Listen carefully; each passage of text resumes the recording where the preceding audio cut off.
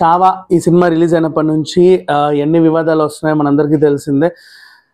ముఖ్యంగా మహారాష్ట్రలో ఏంటంటే అసలు శంభాజీ కథని ఇప్పటివరకు మాకు తెలియకుండా ఎందుకు దాచిపెట్టారు, చరిత్రని ఎందుకు తెలపలేదు చిన్నపిల్లలకి అని చెప్పి మండిపడుతుంటే, మరోవైపు షిర్కే కుటుంబ సభ్యులకు కూడా ఎదురైన ఇది కూడా మనం చూసాం.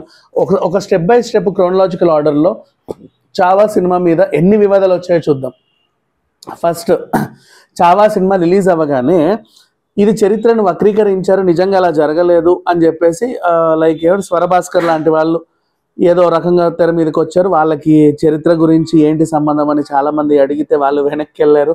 ఆ తర్వాత సినిమా పై ముస్లిం సంఘాలు కూడా కొంచెం ఐ మీన్ లైక్ యునో నిలిపివేయాలని చెప్పేసి ముస్లిం సంఘాల ప్రెసిడెంట్ కూడా హైకోర్టును ఆశ్రయించారు. ఎందుకంటే ఇది మా మనోభావాలను దెబ్బతీసేలాగా ఉంది, ఇందులో ముస్లింలని ఉగ్రవాదుల్లాగా చూపించే ప్రయత్నం జరిగింది, అంటే మన మతం మార్చుకోవడానికి ముస్లిమ్స్ చాలా ఇబ్బంది పెట్టారన్నట్టుగా చూపించబడిందని వాళ్ళ ప్రాబ్లం. నెక్స్ట్, సినిమాలో కానోజీ పాత్రలు ఏవైతే ఉన్నాయో మన యేసుభాయ్ పుట్టింటి తరఫున వాళ్ళు అనమాట. అంటే సింపుల్గా చెప్పాలంటే చావాకి బావమర్దులు అవుతారు. వీళ్ళే మన శంభాజీని పట్టించారు అని చాలామందికి లైక్ యూనో కోపం వచ్చేసింది.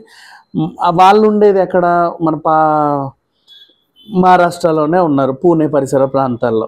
ఇప్పుడు ఏంటంటే పేరు చివర షిర్కే ఉంటే నువ్వు మా స్కూల్లో చదవడానికి వీల్లేదు, నువ్వు మా ఆఫీస్లో ఉద్యోగం చేయడానికి వీల్లేదు, మీరు మా అపార్ట్మెంట్లో ఉండడానికి వీల్లేదు, మీరు అసలు మా కాలనీలో ఉండడానికి వీల్లేదని వీళ్ళపై నిషేధం విధిస్తే పాపం అందులో ఉన్న 14వ వంశానికి చెందినటువంటి మనిషి ఎవరైతే ఉన్నారో ప్రజెంట్ ఇప్పుడు ఆయన హైకోర్టును ఆశ్రయించారు, అదొక వివాదం.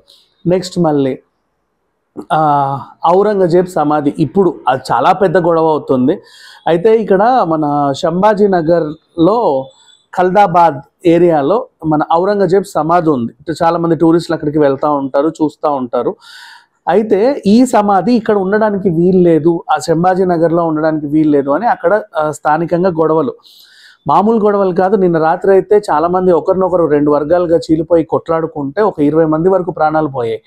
ఇంకా రోజు రోజుకి ఇది పెరుగుతూ వస్తుంది. సో ఇప్పుడు ప్రజెంట్ ఏం చేసింది, నాగ్పూర్ పరిసర ప్రాంతాల్లో కర్ఫ్యూ విధించింది. అండ్ ఇక మీదట ఎవరైనా సరే ఔరంగజేబ్ సమాధిని చూడడానికి వచ్చే టూరిస్టులు ఉంటారో వాళ్ళు అక్కడ వాళ్ళ పేరు గీరు అని నమోదు చేసి లోపలికి వెళ్ళాలి. మేము ఇక్కడ నుంచి వచ్చాము, మేము ఎందుకు వచ్చాము అంటే ఇదేదో ఇక్కడ చూడాలని లోకల్ గైడ్స్ వీళ్ళు చెప్తే చూడడానికి వచ్చాం అంటే ఔరంగజేబ్ వంశీయులు కూడా రావచ్చు కదా ఏదైనా పూజలు పురస్కారాలు చేసుకోవడానికి. ఇప్పుడు ప్రతి ఒక్కరికి వాళ్ళ కుటుంబంలో ఏమైనా చనిపోయిన వాళ్ళు ఉంటే వాళ్ళకి ఏదో తర్వాత చేసేవి కొన్ని ఉంటాయి కార్యాలు. ఇలా టూరిస్టులే రావాల్సిన అవసరం ఏంది, ఔరంగజేబ్ వంశాలకు సంబంధించిన వాళ్ళు కూడా రావచ్చు కదా. అలాంటి వాళ్ళు వస్తే వాళ్ళని అరెస్ట్ చేయాలి, వాళ్ళని దేశద్రోహులుగా చిత్రీకరించి వాళ్ళని తరిమి కొట్టాలనే ఒక ప్లాన్ అయితే అక్కడ ఉంది. ఇకపోతే చాలా గొడవలు చావా సినిమా రిలీజ్ అయినప్పటి నుంచి. ఫస్ట్ అసలు ఈ సినిమా మీద ఇంట్రెస్ట్ ఎందుకు పెరిగిందంటే ఇది రిలీజ్ అయిన తర్వాత మైకులు వెళ్ళాయి ఎప్పట్లాగానే. సినిమా ఎలా ఉందో చెప్పండి, మీకు ఏమనిపించిందో చెప్పండి. ఒక్కొక్కరు మొహం అంతా ఎర్రగా అయ్యి రెడ్గా అయ్యి వెక్కి ఏడుస్తా వస్తున్నారు. అడిగితే చాలు బోర్మంటున్నారు. అరే బాబు ఎందుకు ఇంతలా కనెక్ట్ అయింది ఈ సినిమా అంటే మరి చూపించిన విధానం అలా ఉంది. అసలు ఒక మరాఠా యోధుడి గురించి చరిత్రలో చాలామంది మరాఠా యోధులు ఉండగా ఇప్పటి వరకు ఈ సినిమాను ఒక డైరెక్టర్ తీస్తే తప్ప మనలో ఎవరు కూడా హిస్టరీలో చెప్పాల. అలా కనెక్ట్ అయిపోయారు జనాలు కూడా. ఆ క్లైమాక్స్లో ఆ ఔరంగజేబ్ అతను పెట్టే హింస కానివ్వండి, ఆ కళ్ళల్లో పొడచడం, ఆ నాలుక లాగడం, ఇదంతా కూడా అసలు తట్టుకోలేకపోయారు జనాలు. మనకు చూస్తేనే ఒళ్ళు గగురు, మళ్ళీ ఒళ్ళంతా ఆ కత్తులతో అలా గీసి ఆ ఉప్పు పెట్టడం, ఇవన్నీ కూడా తట్టుకోలేకపోయారు జనాలు. అది కూడా వెన్నుపోటు. మళ్ళీ ఔరంగజేబ్ డైరెక్ట్గా వచ్చి యుద్ధం చేసి గెలిచినా ఏమని అనుకోవచ్చు, సరేలే ఏదో గెలిచాడు అని, వీరమరణం పొందాడు అనుకుంటారు. బట్ అలా కూడా కాదు, దొంగ దెబ్బ తీశాడు, చావు దెబ్బ తీశాడు. సో ఇవన్నీ కూడా వీళ్ళకి నచ్చల. అందుకని చెప్పేసి ఎమోషనల్ అయ్యారు చాలామంది. అండ్ ఇంత పెద్ద యోధుడి గురించి చరిత్ర ఇప్పటివరకు ఎందుకు చెప్పలేదు అనుకున్నారు. రోజుకు కొత్త విషయం తెలుస్తున్న కొద్దీ వీళ్ళు ఎమోషన్స్ని కంట్రోల్ చేసుకోలేకపోతున్నారు. బట్ ఏదేమైనా చావా సినిమా మాత్రం ఇంకెన్ని వివాదాలు దారితీసో తెలియదు. ప్రజెంట్ తెలుగులో కూడా రిలీజ్ అయింది.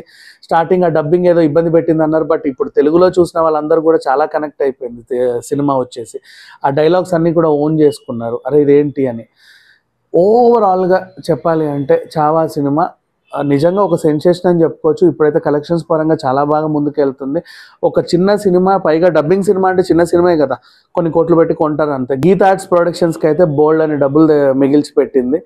అండ్ ఇంకా ముందు ముందు చావా వివాదం ఎక్కడ దాకా వెళ్ళొద్దో చూడాలి. బట్ ప్రజెంట్ మహారాష్ట్రలోని నాగ్పూర్లో మాత్రం అల్లర్లు ఒక రేంజ్లో జరుగుతున్నాయి.